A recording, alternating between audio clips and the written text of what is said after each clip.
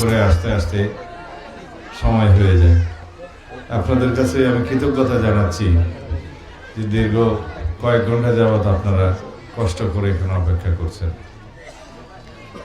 এই মহিলা সমাবেশ দেখে আমার মনে হয়েছে এই এলাকার নারী সমাজ অনেক বেশি অগ্রগামী, অনেক অ্যাডভান্স। আপনারা সবাই পর্দানশীল, একই সাথে আপনারা প্রগতিশীল।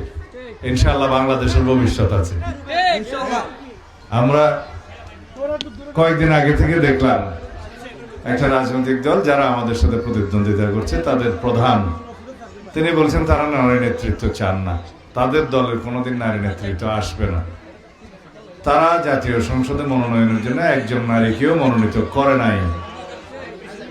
এগুলো সবই আপনারা জানেন নিশ্চয়ই। নারীদের প্রতি তারা অবমাননাকর বক্তব্য রাখছেন কয়েকদিন, সারা দেশে প্রতিবাদ হচ্ছে, আমরা তার নিন্দা জানাই। এই দেশের অর্ধেক জনসমষ্টি নারী, পৃথিবীর সকল দেশেও মোটামুটি তাই।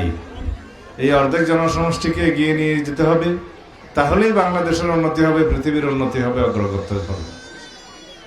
সুতরাং দেশের উন্নয়নের জন্য, প্রগতির জন্য, সমৃদ্ধির জন্য এবং সুশাসনের জন্য দলমত নির্বিশেষে সকল নাগরিকের নিরাপত্তার জন্য, ধর্মীয় স্বাধীনতার জন্য বাংলাদেশ জাতীয়তাবাদী দলের ঘোষিত কর্মসূচিকে সমর্থন করতে হবে ইনশাআল্লাহ।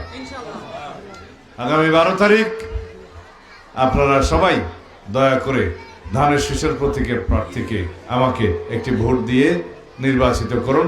ইনশাআল্লাহ দেশের অগ্রগতি হবে, উন্নতি হবে, সমৃদ্ধি হবে, শান্তি শৃঙ্খলা হবে, সুশাসন নিশ্চিত করা হবে এবং বাংলাদেশের স্বাধীনতা, সার্বভৌমত্ব, গণতন্ত্রকে সমৃদ্ধ করা হবে ইনশাআল্লাহ।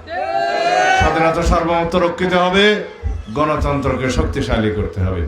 এই গণতন্ত্রকে শক্তিশালী করার জন্যই আমি আমাদের দলের পক্ষ থেকে সংস্কার কমিশনের প্রতিনিধিত্ব করেছি।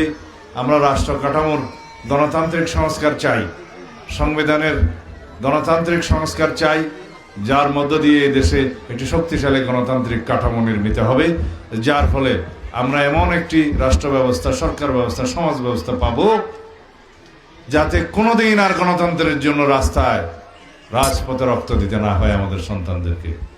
এই ভোটাধিকার আপনারা পেয়েছেন দীর্ঘ 16-17 বছর সংগ্রাম করতে করতে।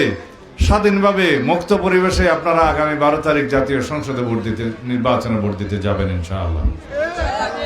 এই ভোটাধিকার অর্জন করার জন্য আমাদের সন্তানদের রাজপথে রক্ত দিতে হয়েছে, শত সহস্র শহীদ হয়েছে আমাদের সন্তানরা। এদেশের জনগণ গুম, খুন, নির্যাতনের শিকার হয়েছে, যাতে আর কোনোদিন তার পুনরাবৃত্তি না ঘটে সেরকম একটা রাষ্ট্র ব্যবস্থা, সমাজ ব্যবস্থা, সরকার ব্যবস্থা আমরা বিনির্মাণ করতে চাই আপনাদের সবার সহযোগিতা নিয়ে।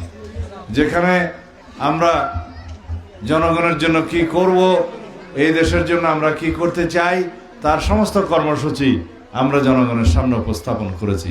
আমরা বলছি মা বোনদের জন্য আমরা ফ্যামিলি কার্ড দেব, যারা দরিদ্র সীমার নিচে বসবাস করেন।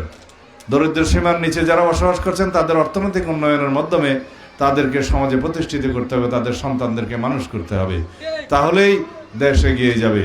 আমার কৃষক, শ্রমিক, দিনমজুর, গরিব ভাই বন্ধুর ছেলেরা, সন্তানেরা, মেয়েরা যদি পড়াশোনা করে নিজেকে জাতির সম্পদে পরিণত করতে পারে, তাহলেই তো জাতি এগিয়ে যাবে।